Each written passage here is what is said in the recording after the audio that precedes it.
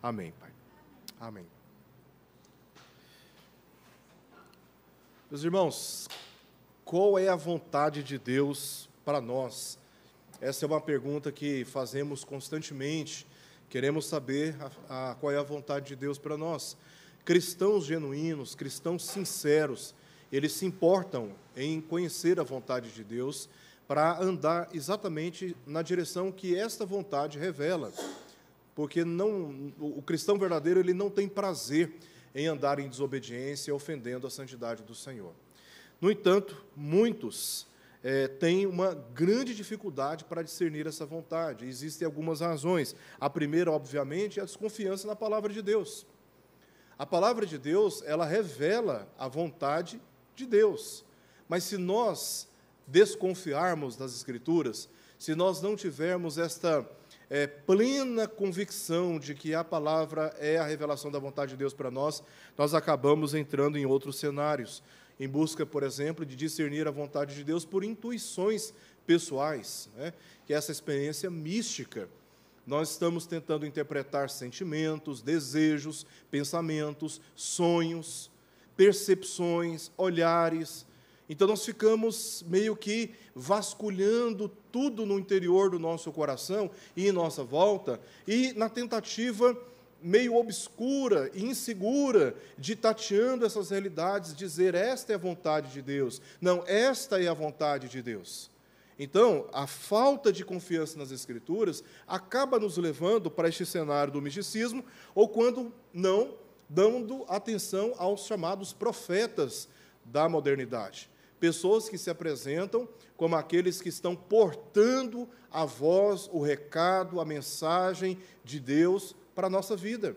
E aí queremos que essas pessoas nos digam o que está acontecendo conosco, quais serão as experiências que teremos que viver no futuro, e ficamos ouvindo essas pessoas, como se por elas Deus estivesse falando conosco, e na verdade, não. Deus fala através da sua palavra, e os profetas verdadeiros na modernidade, nos nossos dias, eles assim exercem o seu ministério quando pautados pela palavra de Deus, mas nunca trazendo uma revelação extrabíblica, nunca trazendo uma mensagem que não pode ser verificada e provada pelas Sagradas Escrituras. Mas aí nós gostamos de ministérios ou de mistérios, nós gostamos desse ocultismo e acabamos consultando esses chamados profetas em busca de entender o que Deus quer de nós, qual é a vontade de Deus para nós. Hoje mesmo eu vi um desses chamados profetas, ele tem o seu trabalho lá em São Paulo, e aí ele estava profetizando na igreja, mas para que as pessoas recebessem a bênção de Deus, segundo as suas profecias, elas tinham que fazer alguns sacrifícios. E aí, segundo as pessoas ali que estavam sendo consultadas, o dinheiro estava se multiplicando em suas carteiras, né? Acaba terminando em dinheiro mesmo, acaba terminando em barganha com Deus, né? Esse é o ministério do falso profeta nos nossos dias. Eles não se pautam na palavra de Deus, eles se pautam em interesses muito suspeitos, e até mesmo em adivinhações. Tá? Outra é a prática de magias. Essa é a palavra mais objetiva, que descreve a tentativa de manipular objetos para manipular poderes espirituais. É um lenço, é um copo d'água, é uma foto, é uma porção de cabelo. Fui fazer pesquisa uma vez numa igreja aqui em Goiânia, dessas igrejas, e aí o chamado pastor estava solicitando para que as pessoas colocassem uma porção dos seus cabelos dentro de um envelope, e junto com o envelope, cada pessoa fizesse uma doação de R$1.000. E, para minha surpresa, muitas pessoas estavam levando. Milão! Dá churrasco, viu? E aí, o dinheiro eles iam usar, né, para outros fins, e, segundo eles, o envelope com o cabelo, e aí os obreiros estavam distribuindo os envelopes, eles iam fazer um ritual de queima desses cabelos através de orações. Eles iam fazer orações e queimar isso numa fogueira, e isso é uma tentativa, num ritual, de manipular também poderes espirituais. A palavra correta que se dá para isto é magia.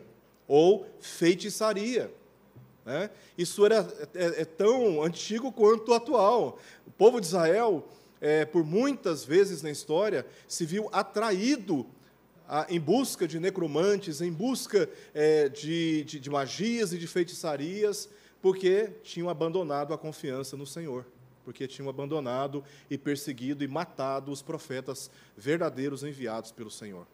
Tá? Então, no fundo, eu quero olhar para muitos destes que estão ali na audiência, não nos que estão conduzindo. Eu ainda insisto pelo pressuposto de que muitos são pessoas de boa fé, e tudo que elas querem é conhecer a vontade de Deus, e já que não tem uma profundidade nas Escrituras, muitos não sabem sequer ler, e acabam depositando confiança na liderança. Eu acredito que há muitas pessoas sinceras, eu acredito que há muitas pessoas interessadas, sim, em conhecer a vontade de Deus, e só a misericórdia do Senhor para assistir cada um destes que estão sendo manipulados por estes homens perversos. Tá? Mas nós, muitas vezes, temos muita dificuldade de discernir a vontade de Deus por causa da soberba do nosso coração. Nosso coração, às vezes, está tão endurecido, que aí não é a palavra, que aí já não é... O termo caiu ali, né? Que às vezes não é a palavra, não é um conselheiro bíblico, não é ninguém, sabe, que seja capaz, não há ninguém que seja capaz de ajudar essa pessoa a entender a vontade de Deus. É pregação, e hoje, além das pregações em nossas igrejas, nós temos, assim, um acervo gigantesco de conteúdo na internet para ouvirmos, para consultarmos, né? Mas, assim, parece que não adianta. Quantos e quantos ainda estão sofrendo a dor, a perturbação, por não saber qual o propósito que Deus tem para a vida dele e para a vida dela, né? Então, existem pessoas que estão com o coração muito endurecido. Também ignorância bíblica, né? Aí já não é uma questão de desconfiança, não. É a má interpretação das Escrituras. É a má interpretação das Escrituras. Até lê a palavra, mas interpreta sem usar os critérios da própria Escritura. A Escritura, ela interpreta a si mesma. Ela não carece de uma interpretação externa, ela não carece de nenhum recurso externo, ela é autoexplicativa. O leitor, ele tem apenas o papel de verificar atenciosamente aquilo que a Escritura está dizendo aqui e acolá, porque as afirmações, elas são respaldadas umas pelas outras. Então, faltando uma leitura criteriosa, faltando o conhecimento das Escrituras sobre como as Escrituras interpretam a si mesmas, muitas pessoas acabam lendo uma coisa, interpretando outra e comunicando outra. E até confiando em outra. Então, todo esse cenário mostra que existe, né, diante de nós, muitos caminhos que não nos ajudam a entender a vontade de Deus. Não nos ajudam. Para o cristão verdadeiro, discernir esta vontade é tão essencial quanto capaz de superar seus maiores anseios da vida. Quando nós descobrimos qual é a vontade de Deus para nós e o que Ele requer de nós, para o cristão verdadeiro, não existe limite. Ele vai até as últimas consequências, porque ele está convicto de que essa é a vontade do Senhor da sua vida e ele quer seguir exatamente nessa direção. Então, entender a vontade de Deus para nós é muito importante. E as Escrituras falam que a vontade de Deus, ela é absolutamente soberana. Parece uma redundância, né? Mas a vontade de Deus, ela é soberana. E eu separei algumas passagens que provam exatamente isso. Primeiramente, Deuteronômio capítulo 10, verso 17. Olha o que diz o texto. Pois o Senhor, vosso Deus, é o Deus dos deuses, de todos os deuses invocados na face da terra.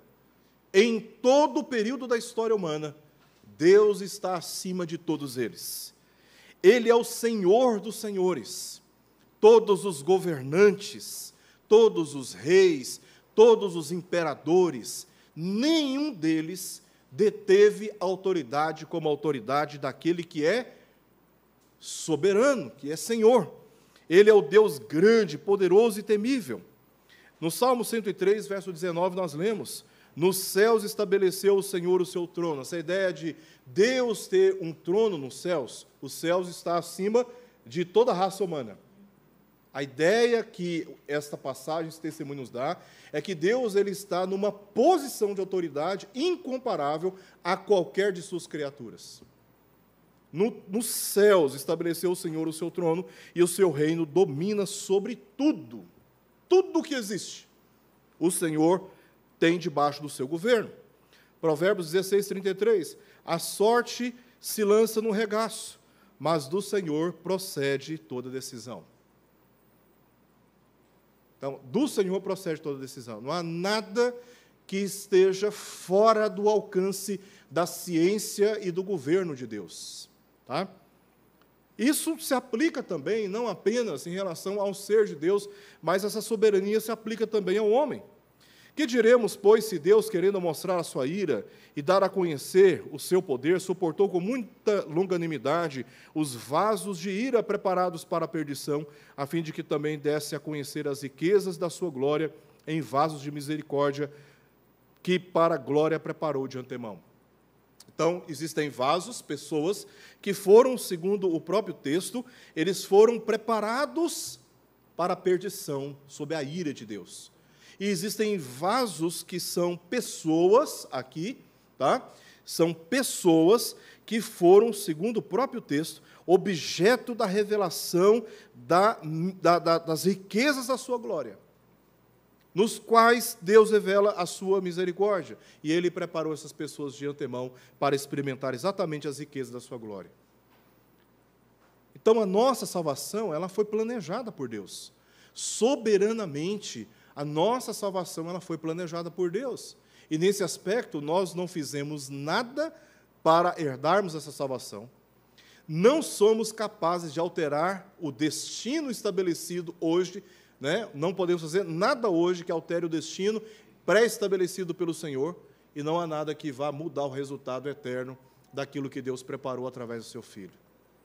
E isto Deus fez de antemão para que experimentássemos as riquezas da sua glória. A soberania de Deus se aplica também na história da vida humana. Tá? Outro texto, Efésios 1:4. Assim como nos escolheu nele antes da fundação do mundo para sermos santos e irrepreensíveis perante Ele. A nossa salvação não foi resultado de uma convergência de fatores e de circunstâncias. Pelo contrário, a nossa salvação ela foi planejada antes da fundação do mundo por aquele que detém autoridade e poder sobre toda a história humana. Também, 1 Timóteo, capítulo 6, versos 14 e 15. A manifestação de nosso Senhor Jesus Cristo, a qual, em suas épocas determinadas, há de ser revelada pelo bendito e único soberano, o Rei dos Reis e Senhor dos Senhores, se referindo a Jesus.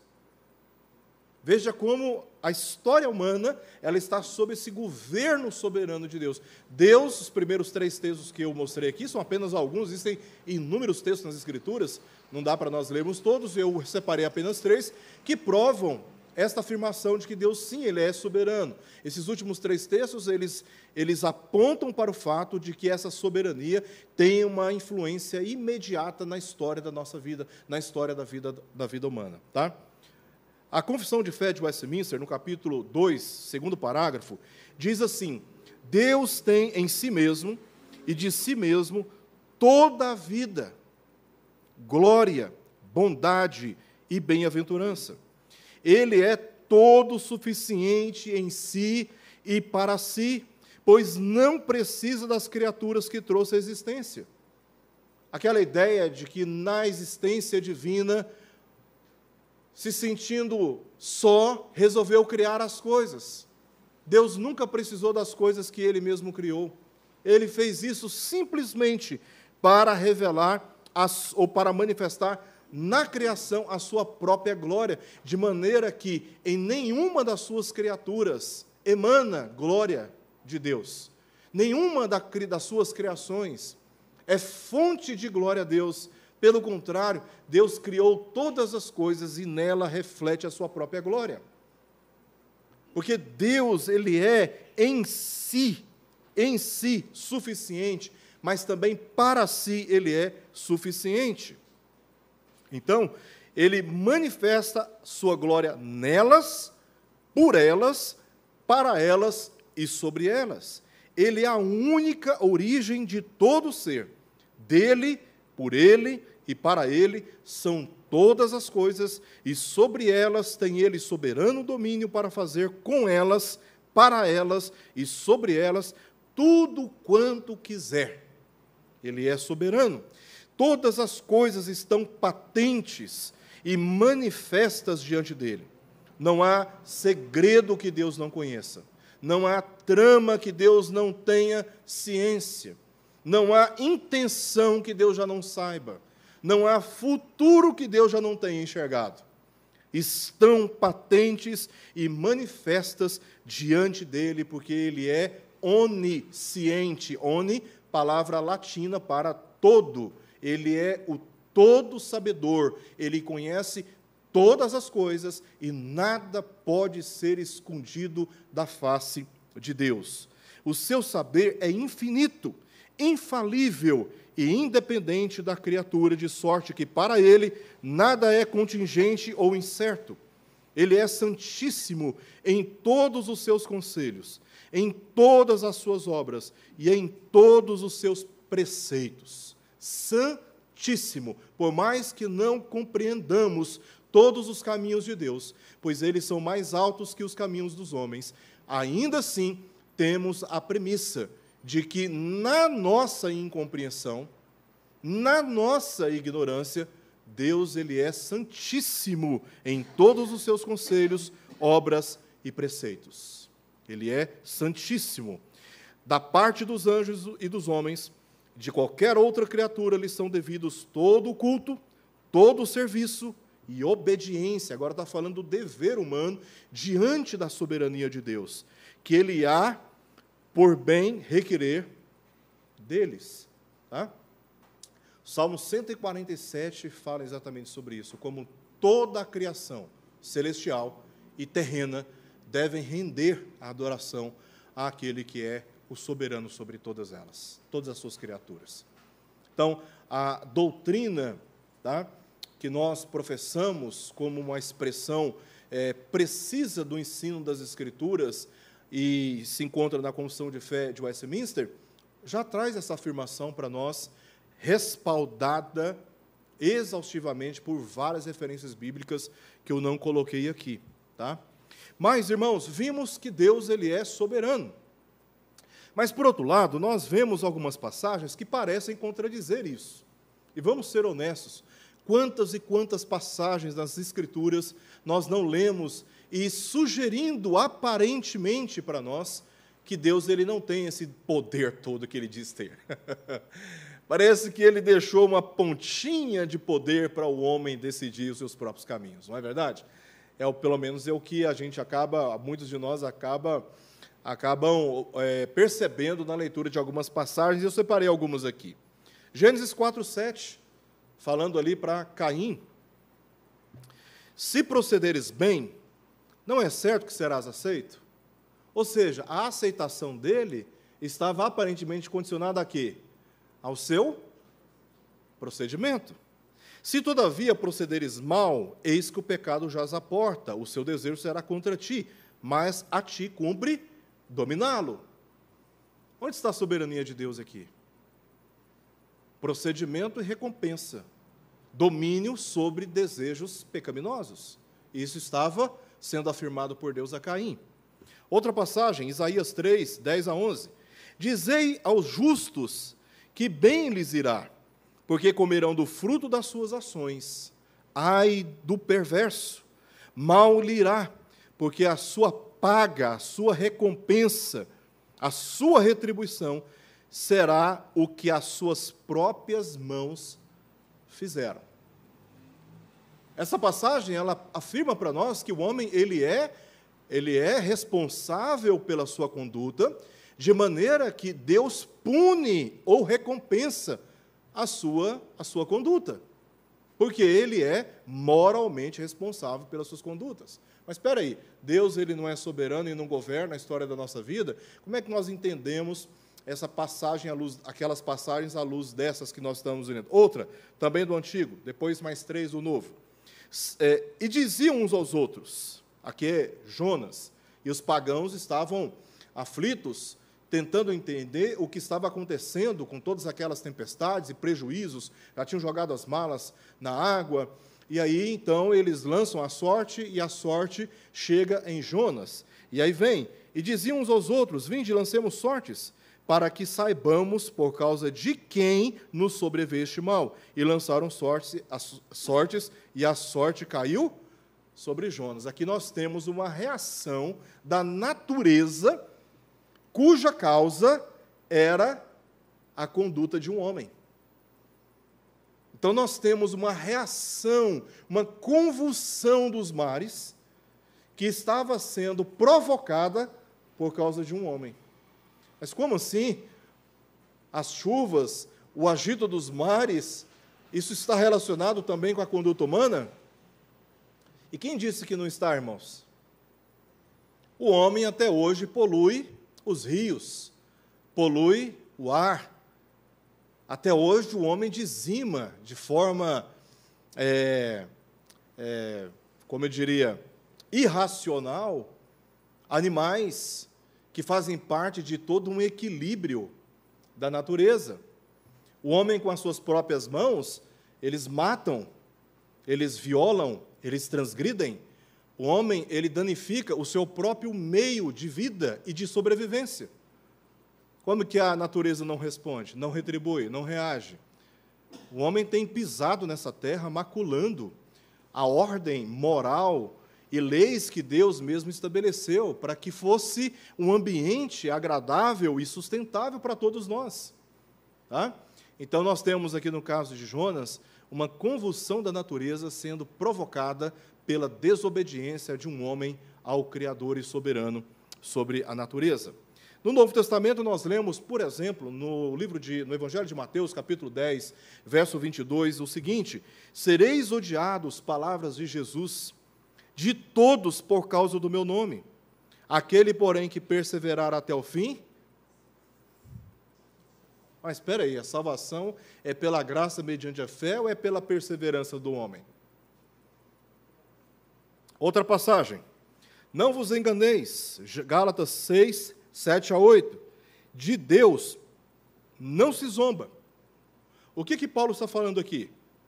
Paulo está falando que Deus estabeleceu leis espirituais e o homem não pode driblar essas leis, de maneira que, semeando o mal, fazendo aquilo que é errado e pecaminoso aos olhos de Deus, tramando, trapaceando, mentindo, corrompendo, abusando da liberdade alheia, tá? E, no final, obter um bem igual ou superior daqueles que estão respeitando essas leis. Paulo está dizendo, não pense que você pode zombar de Deus. Porque Deus estabeleceu uma lei. E aí, para explicar essa lei, ele recorre àquilo que era muito comum naqueles dias. O que o homem semear, isso também ceifará. Você não pode plantar uma semente de uma manga, tá? E colher piqui. São amarelas, mas são totalmente diferentes. Porque existe uma lei, que é aquilo que Deus estabeleceu, aquilo que você planta é o que você vai colher. Porque o que semeia para a sua própria carne, da carne colherá a corrupção. Aquele que semeia, que cultiva, que mantém, que sustenta atos pecaminosos, desejos pecaminosos, ele só vai colher o quê? Ele só vai experimentar o quê? Resultados indesejáveis. Mas o que semeia para o Espírito, falando aí do fruto do Espírito, das virtudes reveladas na conduta de um cristão que anda segundo a palavra da verdade, aqueles que cultivam essas virtudes, o que ele vai experimentar? Ele vai experimentar a plenitude dessas virtudes na vida eterna. Ou seja, ele experimenta nesta vida o prelúdio daquilo que será pleno no futuro. Ele já começa a experimentar, segundo os valores do reino eterno de Cristo, nesta vida terrena, essas virtudes. Então, o que você semeia é o que você vai colher. E essa passagem parece nos indicar que há uma uma medida de responsabilidade que Deus confiou ao homem, bem como o resultado das suas próprias obras. Outra passagem, e última, Apocalipse 20, 12 a 13. Agora, olhando para a consumação dos tempos. E os mortos foram julgados, segundo o quê? As suas obras, conforme o que se achava escrito nos livros. E foram julgados, um por um, segundo as suas obras. Nós não temos condições de estender o assunto aqui, até porque não é objeto do nosso estudo hoje, tá?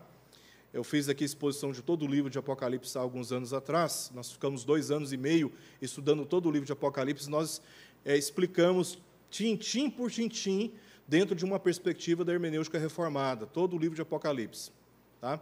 Mas por que os homens na consumação serão julgados segundo as suas obras? Porque as obras são a evidência ou a evidência da fé ou da ausência de fé. Então, é pelas obras que serão verificados aqueles que tinham fé verdadeira em Jesus Cristo e os que não tinham fé verdadeira em Jesus Cristo. Mas aqui nós vemos, né, e Tiago explora muito essa doutrina na sua epístola, nós vemos como as obras elas devem estar na perspectiva de um cristão, não apenas o conhecimento da verdade, mas o atendimento da verdade, ou o atendimento do Evangelho, ou o atendimento da palavra de Deus. A vida de um cristão precisa ser pautada pela obediência, e a obediência, ela metaforicamente é descrita por obras na doutrina de Tiago. Você crê na palavra de Deus e, ao atender à direção que a palavra de Deus te dá, você produz obras que são dignas da presença de Deus e que não podem ser consumidas pela ira de Deus, porque estas obras revelam o testemunho de Jesus Cristo e são a causa de Deus ser glorificado. Jesus disse isso aos discípulos em Mateus capítulo 5, versos 16 e 17. Assim também brilhem as vossas obras diante dos homens, para que, vendo as vossas obras, glorifiquem a Deus que está nos céus. Porque estas obras, elas revelam, ou manifestam, ou evidenciam o testemunho de que Jesus é o Filho de Deus. E você, crendo nessa verdade, você vive de acordo com esta verdade. Tá? Bem, essas passagens mostram, por outro lado, que o homem ele tem uma responsabilidade. Se, por um lado, nós cremos que as Escrituras, e vimos isso aqui, que afirmam que Deus é soberano, que Deus ele é responsável pela nossa vida, Ele que nos criou, Ele que traçou o fim dos nossos dias, Ele quem haverá de nos julgar. Deus ele é soberano de fato, Ele tem responsabilidade pela nossa história, pela minha vida e pela sua vida. Por outro lado, nós vemos a palavra de Deus ressaltando que o homem ele tem responsabilidade. E ele responde exatamente pelos seus atos, pelas suas condutas, por aquilo que ele crê ou resiste crer à luz das Escrituras. O homem tem uma medida, sim, de responsabilidade. E aí nós olhamos esses conceitos das Escrituras e criamos um verdadeiro dilema no nosso coração. Nós não aceitamos conciliar estes entendimentos. Ou Deus é soberano, ou o homem é responsável. Ou o Deus é soberano e o homem está debaixo do seu governo, ou o homem é soberano e Deus está observando na expectativa de que o homem faça aquilo que ele determinou para que ele seja satisfeito, como se Deus estivesse submetido ou sujeito à ação do homem para ser glorificado. Então, estes conceitos, eles parecem estar em oposição quando lemos as Escrituras. Contudo, este conflito, ele não está na Escritura. Ele não é criado pela Bíblia. Este conflito, ele é criado pelo homem que lê a Bíblia, devido à sua limitada compreensão da revelação. Porque, para nós, a nossa maneira de enxergar, a maneira de ler, de interpretar a Escritura, não é como os critérios da palavra de Deus. Na palavra de Deus, esses conceitos, eles são orgânicos e não harmônicos e não desarmônicos. Eles são orgânicos e não mecânicos, baseados na lei da física. 2 objetos não podem ocupar o mesmo lugar no espaço. Então, para nós, ou é um ou é outro. Só que a Bíblia, como nós vimos aqui, ela não faz essa distinção, na verdade faz a distinção, mas a Bíblia ela não cria conflito entre esses conceitos. Na mesma hora que fala sobre a soberania de Deus, fala sobre a responsabilidade humana. Isso em textos separados, mas como veremos aqui, existem textos que no próprio texto, no próprio verso, fala da soberania de Deus e ao mesmo tempo da responsabilidade humana, porque para a Escritura, esses princípios, essas leis, elas estão intimamente relacionadas sem qualquer conflito. Mas para nós é muito difícil, né? Ou Deus governa absolutamente tudo, ou o homem tem alguma medida de poder sobre algumas intenções de Deus conosco. Então, nós que criamos esses conflitos não são criados pela Bíblia. Olha o que diz o capítulo 3, agora, da Confissão de Fé de Westminster, primeiro parágrafo. Desde toda a eternidade, Deus, pelo muito sábio e santo conselho da sua própria vontade, ordenou, livre e inalteravelmente, tudo quanto acontece. Porém, aí vem um porém, porém, de um modo que nem Deus é o autor do pecado, aquele que moralmente tenta o homem a pecar, ou produz no homem, sustenta no homem o desejo de pecar. Deus ele não é o autor, nesse sentido, do pecado, tá? Nem violentada é a vontade da criatura, nem é tirada a liberdade ou a contingência das causas secundárias antes estabelecidas. Então, essa afirmação, ela mostra esta harmonia entre o conceito da soberania e da responsabilidade humana. John Murray, ele diz o seguinte, no livro Soberania de Deus: a soberania de Deus expressa a autoridade, o domínio e o governo absolutos de Deus sobre toda a realidade distinta dele mesmo, existente no âmbito da natureza e da graça.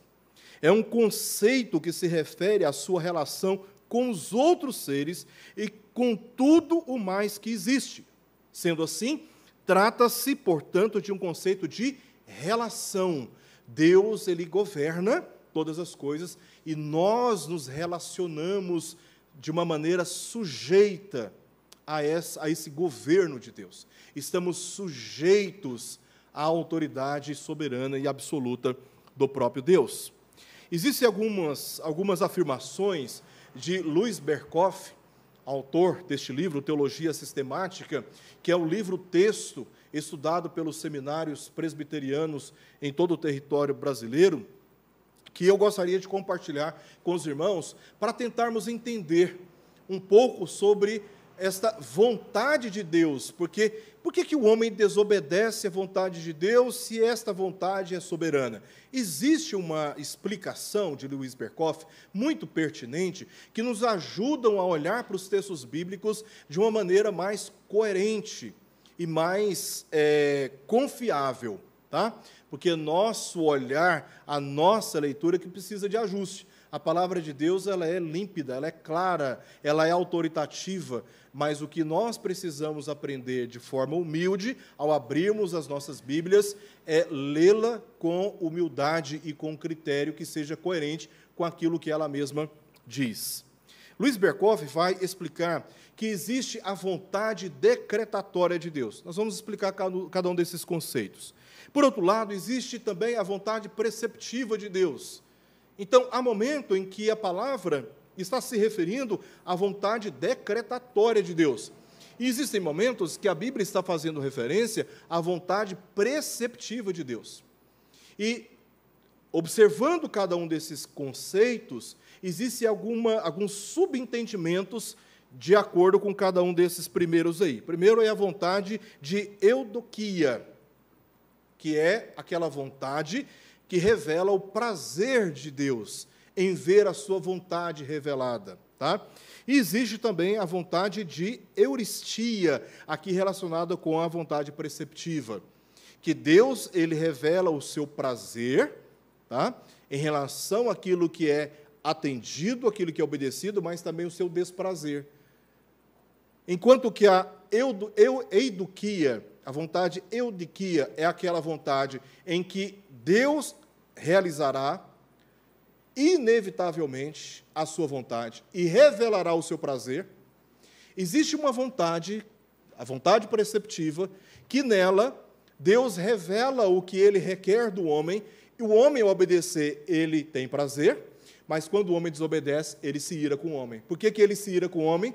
Porque nesta vontade, o homem que foi requerido dele a obediência, ele não obedeceu e Deus se aborreceu com ele. Tá? E aí vamos ver rapidamente também a vontade secreta e a vontade revelada de Deus. Isso vai nos ajudar, meus irmãos, a entendermos por que, por um lado, nós cremos, afirmamos e confiamos que a vontade de Deus é soberana, mas que, ao mesmo tempo, o homem, em alguns aspectos, ele pode desobedecer. Tá? Então, lá, quanto à vontade decretatória de Deus, esta é a vontade pela qual ele projeta ou decreta tudo o que virá a acontecer. Quer pretenda realizá-lo efetivamente, quer permita que venha a ocorrer por meio da livre ação das suas criaturas racionais. Então, ele já decretou o que há de acontecer, seja por uma ação imediata do seu próprio ser, seja por meio das suas criaturas. Tá? Olha o que esse texto de Isaías 55:11 diz: assim será a palavra que sair da minha boca. Não voltará para mim vazia, mas fará o que me apraz, o que me dá prazer, e prosperará naquilo para que a designei. Não existe possibilidade de Deus ser frustrado em relação aos seus decretos. Aquilo que Deus decretou como medida final, invariavelmente será realizado. E a consumação desta vontade revelada, concretizada, realizada, proporcionará a Deus o seu próprio prazer. Fará aquilo que me apraz, diz o texto. Tá? Então, olhando para a Escritura, alguns eventos rapidamente, só para identificarmos aonde nós encontramos esta vontade decretatória de Deus. Nós temos essa aplicação na criação. E disse Deus, haja, e o que aconteceu? Houve. Havia possibilidade de não haver? Deus poderia medir força com quem? Se todas as coisas derivam dele, para ele, e nas coisas que ele mesmo criou, ele revela a sua glória? Né? Então, nós vemos os atos criacionais de Deus. Ele determinou com a sua palavra, e isso se fez. Por exemplo, quando ele foi criar Eva, o homem já tinha sido criado. Mas para criar Eva é uma denominação dada após o pecado, né? Mas a varoa, porque do varão fora tomada, né? Mas ao criar a mulher, ele faz pesar profundo sono sobre o homem e ele adormece. A criatura não participa da criação, nem de maneira a testemunhar aqueles atos criacionais, porque são exclusivos da divindade. Por isso o homem teve que adormecer. E só depois de ter sido criada, é que o homem então pôde contemplá-la e dizer, uau, esta, afinal, é osso dos meus ossos e carne da minha carne, porquanto se chamará varoa, né? Se chamará varoa, porquanto do varão fora tomada, né? Então, aqui nós temos um decreto de Deus. Deus determinou e isso se fez. Isso acontece também com a queda. Um dos assuntos que nós traremos aqui, se não for na próxima oportunidade, talvez na outra, se Deus sabia que o homem cairia, por que Deus fez o homem? Nós vamos estudar isso aqui, vai ser uma das nossas oportunidades. A queda fez parte, misteriosamente para nós, de um plano completo, onde nós vemos a redenção proporcionada pela pessoa de Jesus Cristo. Quando você lê o livro de Apocalipse, já de antemão, já vemos exatamente o que vai acontecer no final, na consumação dos tempos. Nós temos uma antecipação desta vontade decretada de Deus sendo consumada perfeitamente, de forma harmônica, redundando em glória àquele que está sentado num trono, capítulo 4, e aquele que toma o livro daquele que está sentado na mão, o Cordeiro de Deus, como que tinha sido morto, e quando ele toma o livro daquele que está sentado, toma da mão direita daquele que está sentado no trono, aí nós temos os representantes de toda a raça eleita humana, os 24 anciãos, e os 4 seres viventes, representando toda a ordem angelical eleita de Deus, toda a criação rendendo glória ao Cordeiro de Deus, com aquele cântico belíssimo, digno de tomar o livro e desatar os selos, né? E aquele cântico maravilhoso que ele chamou de todas as tribos, povos, línguas, nações. Ele comprou com o seu sangue. No final, tudo termina na glória de Deus. Começa na glória de Deus e termina na glória de Deus. Mas nós temos outros exemplos nas alianças. Deus prometeu para Adão, se você comer, ele decretou essa lei, se você comer do fruto da árvore do conhecimento do bem e do mal, certamente você vai morrer. O capiroto tentou convencer o homem que valeria a pena correr esse risco. Mas sabe o que aconteceu? Quando ele come da árvore do bem e do mal, em desobediência a Deus, tendo ouvido a voz de Satanás que lhe chegou através da mulher, o que aconteceu? Se no capítulo 2, verso 25 de Gênesis, diz que eles estavam nus e não se envergonhavam, quando ele come do fruto, em desobediência a Deus, diz o texto, no verso 7 do capítulo 3, percebendo que estavam nus, eles envergonhados daquilo que Deus havia dado para a procriação e multiplicação, passou a ser agora objeto de vexame e de vergonha. Eles tiveram que se proteger. Já se instala, pelo conflito com o Criador, imediatamente um conflito entre as relações humanas, né? Então, Deus ele revelou o seu decreto, e não tem como dar errado. Por isso que Paulo está dizendo, olha, de Deus não se zomba. Não pense você que, curtindo aí, aproveitando o contexto aqui, né, o carnaval, mergulhando-se por inteiro na promiscuidade, nas bebedices, né, que você no final vai colher um resultado que glorifica a Deus. Não, você vai colher corrupção mesmo. São leis que o próprio Deus estabeleceu. Nós temos a promessa a Noé. Ele disse, olha, eu vou punir a humanidade. Então, você faça uma arca assim, assim, assim, deu todas as medidas. Noé entrou com a sua família. O que aconteceu? Deus ele puniu severamente a humanidade. Não tinha como Deus voltar atrás na sua promessa, naquilo que ele havia decretado. A mesma coisa com Abraão, no capítulo 12 de Gênesis, ele prometeu que de Abraão faria uma grande nação. Aqui estamos nós hoje, né? Aqui estamos hoje, que no capítulo 7 de Apocalipse diz que era uma multidão que não se podia contar. Essa multidão que não se podia contar é representada pelo número, ainda no capítulo 7 de Apocalipse, 144 mil. Que aí é uma questão matemática, que depois nós poderíamos ver em outra ocasião, falando exatamente da mesma geração eleita, mesma ordem eleita que Deus determinou a salvação, né? Bom, aquilo que Deus determinou não tem como voltar atrás, né? Aí a vontade preceptiva de Deus é a regra de vida que Deus afirmou para as suas criaturas morais, indicando os deveres que Ele mesmo impõe. Se uma tem a ver com os decretos eternos de Deus, que não tem como ser alterados, a outra é a revelação da sua vontade, requerendo do homem obediência.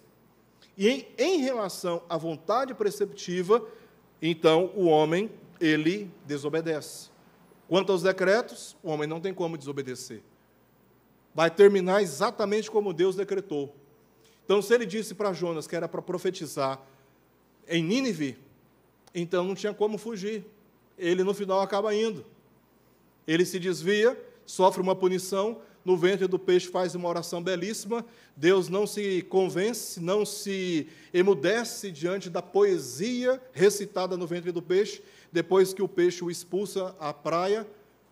Capítulo 3 de Jonas, veio a palavra de Deus segunda vez a Jonas, vá e pregue em Nínive. Não muda. Se Deus decretou, está decretado. Mas existe uma vontade que ela tem a ver com os preceitos, os quais o homem deve observar e obedecer. E se ele não obedece, ele, obviamente, colhe também os seus resultados, né? quanto à vontade de eudoquia, ou seja, aquela vontade na qual Deus, do ponto de vista dos seus decretos, ele manifesta o seu prazer. Como a do decreto se refere àquilo que será realizado com certeza para a sua satisfação. Essa vontade se refere ao bem, nunca ao mal. Deus nunca estabelece um decreto para o mal. Ele sempre estabelece um decreto para o bem. E um exemplo disso está no capítulo 11, verso 26, nas palavras de Jesus, no Evangelho de Mateus: sim, ó Pai, porque assim foi do teu agrado. Deus, quando Ele decreta para um fim benéfico, nunca para o mal. Deus, você não pode falar, eu pequei porque Deus quis, eu pequei porque Deus soberanamente me destinou para isso. Eu estou vivendo assim ou assado, porque Deus, que é soberano, Ele que conduziu os meus passos para estes caminhos. Você não pode dizer isso, porque Deus nunca, como diz Tiago no capítulo 1 da sua epístola, Deus ele não pode ser tentado, ou seja, ele não pode ser atraído pelo mal, por causa da perfeição da sua santidade, e, portanto, Ele jamais promove qualquer atração nas suas criaturas para o mal. E aí Tiago vai dizer, cada um é atraído por causa da sua própria cobiça. É você que tem um desejo de satisfazer o pecado, e quando você peca por responsabilidade moral sua. Nunca atribua a Deus a responsabilidade moral que lhe cabe pelos seus próprios atos. Em outras palavras, o que Tiago está fazendo é tirando das pessoas o argumento de que elas pecaram porque foram provocadas por Deus. Falsa doutrina sobre a soberania de Deus já estava presente naqueles dias. Então, Deus ele nunca estabelece um decreto voltado para o mal. Sempre Ele estabelece um decreto para nele Ele observar ou experimentar prazer no seu atendimento. Quanto à vontade de euristia, se refere ao prazer que Deus tem na sua vontade realizada pelo homem, mas esta vontade é passiva de ser desobedecida, tá? Ela é passiva de ser desobedecida, se relaciona com o prazer de fazer algo ou com o desejo de ver alguma coisa feita. Por isso que quando o homem desobedece, Deus ele agora não tem prazer. Deus tem agora aborrecimento, Deus tem agora desacordo, Deus tem agora ira, não é prazer no homem. Tá? Esta é a vontade de eirestia. Sobre a vontade secreta de Deus. Uma vontade que nós não temos acesso, a menos que ela seja revelada a nós. Né? Essa vontade secreta indica a vontade oculta de Deus, enquanto não a torna conhecida por alguma revelação ou pelo próprio evento soberanamente determinado. Nós temos, por exemplo, são várias passagens que eu separei aqui, mas, por exemplo, Gênesis 1, 26. O que está escrito lá? No conselho da Trindade, Moisés registra as palavras da divindade: façamos o homem à nossa imagem, conforme a nossa semelhança. Essa é a vontade secreta, oculta de Deus. Ela não tinha sido ainda revelada, Ela só é revelada no verso 27 do capítulo 1 de Gênesis. Criou, pois, Deus o homem, a imagem de Deus o criou, homem e mulher criou. O verbo façamos está no tempo diferente do verbo criou no verso 27. No verso 27, no verso 26, você tem o plano, o conselho, o beneplácito da Trindade. No verso 27, você tem a concretização dessa vontade. Criou, pois, Deus o homem. Tá? Mas antes de realizar, essa era uma vontade oculta das suas criaturas, que só Deus... Lembra aquilo que Paulo diz em Romanos? Quem instruiu a mente do Senhor? Jó fica perplexo com a sabedoria divina. Lá no capítulo 39, 40 e 41. Ele fica perplexo com a sabedoria divina. Deus está perguntando para ele, né? Quem foi que me instruiu? Deus está perguntando para Jó, está perguntando para ele, você disse que tem sabedoria, você não queria debater comigo? Me diga aí quem foi que me instruiu. Onde que estavas tu quando eu lancei os fundamentos da terra? Então, existe uma sabedoria que ela pertence, uma vontade que ela é privativa da divindade. Mas existe a vontade revelada. Desta vontade oculta, Deus a torna revelada, através de um sinal, ou seja, um preceito. E esse preceito da vontade de Deus está claro na lei e no Evangelho.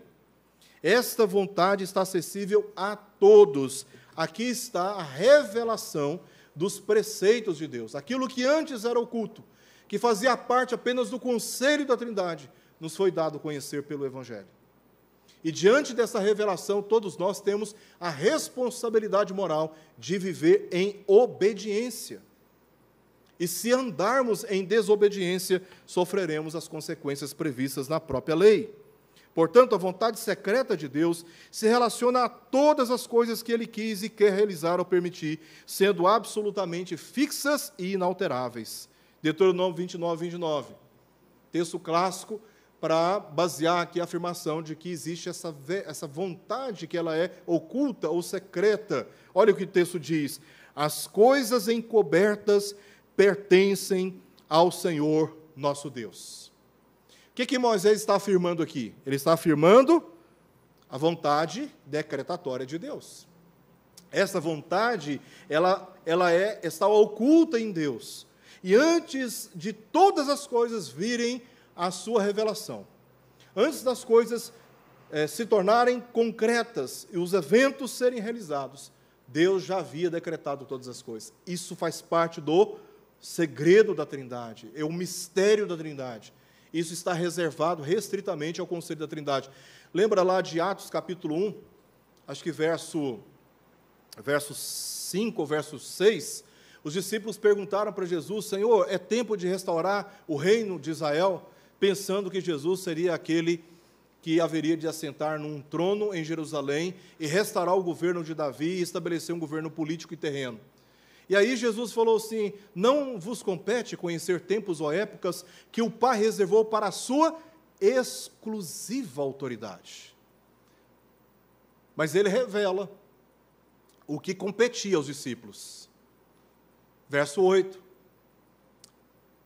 vós sereis minhas testemunhas, tanto em Jerusalém, quanto na Judéia, assim também em Samaria e até os confins da terra. Existe uma vontade, existe um plano, um projeto, um decreto, que é da exclusiva autoridade do Senhor, e não nos compete conhecer, é dele.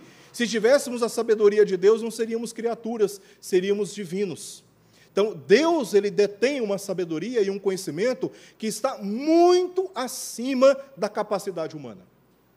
Então, na imensidão da sabedoria de Deus, ele nos revelou qual é o nosso dever.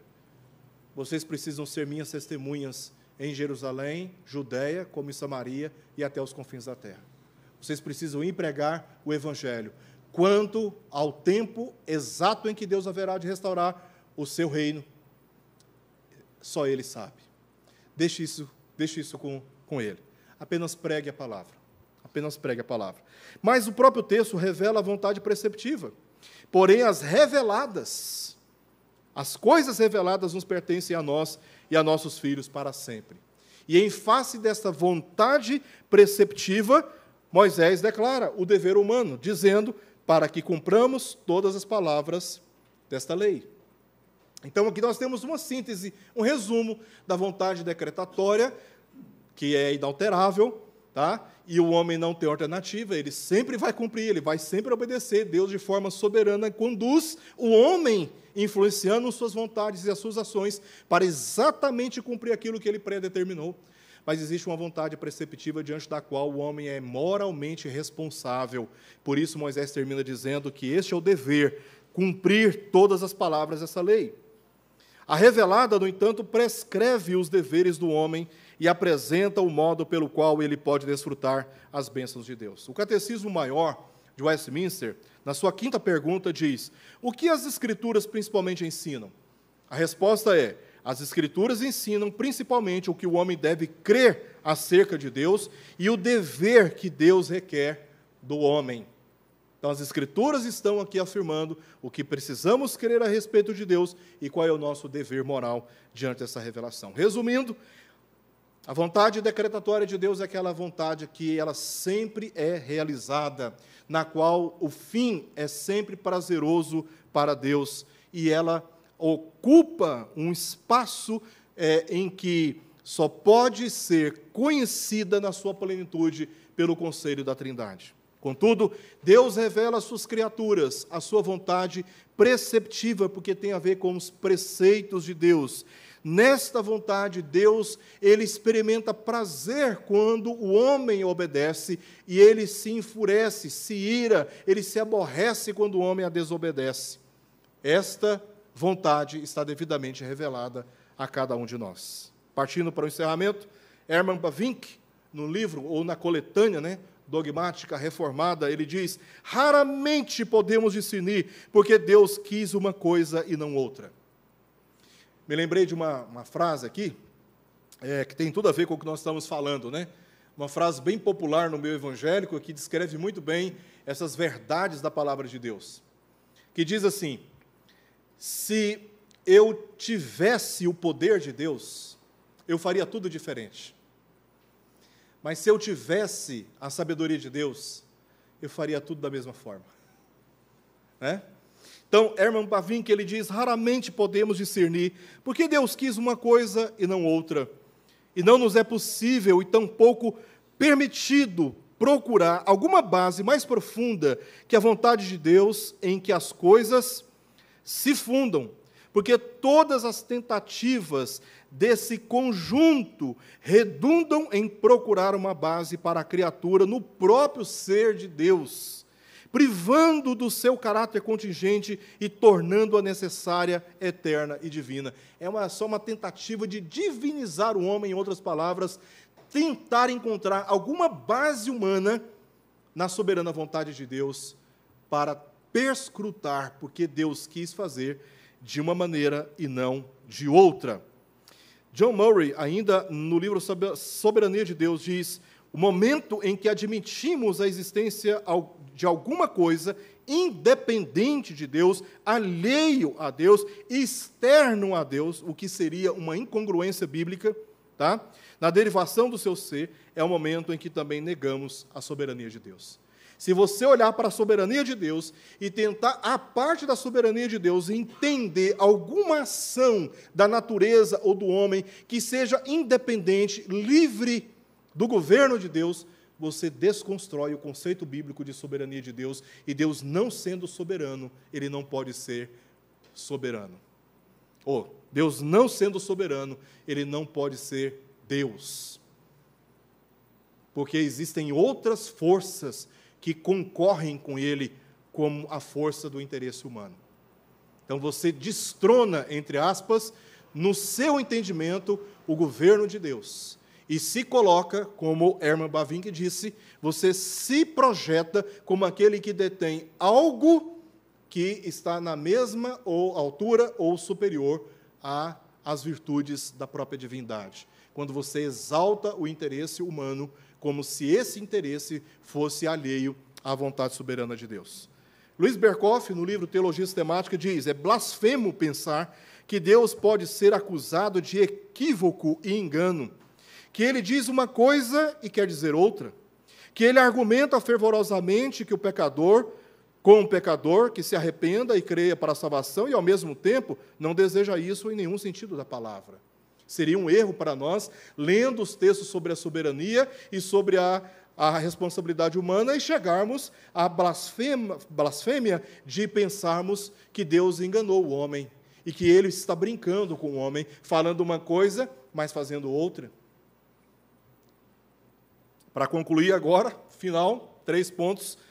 Por que então o homem desobedece, se Deus ele é soberano na sua vontade? Primeiro, o homem desobedece porque ele é um ser dotado de liberdade moral, habilitado para atender à vontade revelada de Deus ou não, recebendo a justa retribuição de suas obras, conforme nós vimos aqui.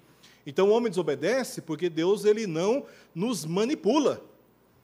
Se Deus nos manipulássemos, ele seria o responsável moral pelo pecado. Mas por que Deus não é o responsável moral pelo pecado? Porque Deus disse para o homem que se ele comesse da árvore do conhecimento do bem e do mal, ele então morreria.